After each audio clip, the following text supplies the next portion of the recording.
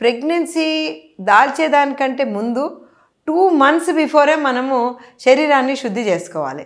So ఈ alcohol, తర్వాత smoking, drugs ఇవన్నిటికీ టోటల్గా ఆపేయాలి.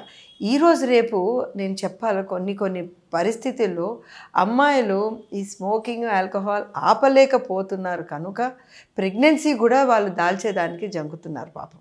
సో ఆ స్టేజ్కి వచ్చేసాం మనం.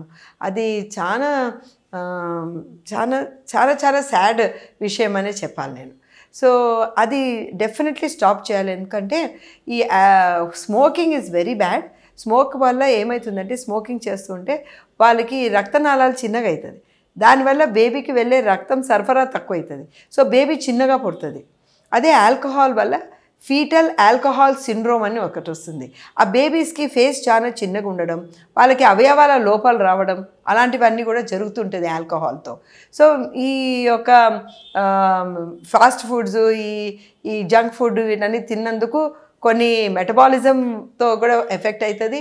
వాళ్ళకి ఈ ఎక్కువగా తిన్నప్పుడు ఏమవుతుందంటే, ఎస్పెషలీ కరెక్ట్ ఆయిల్ ఇవన్నీ లేనప్పుడు అండ్ హెల్తీ ఫుడ్ లేనప్పుడు గట్లోని మైక్రోబయామ్స్ మారుతుందండి.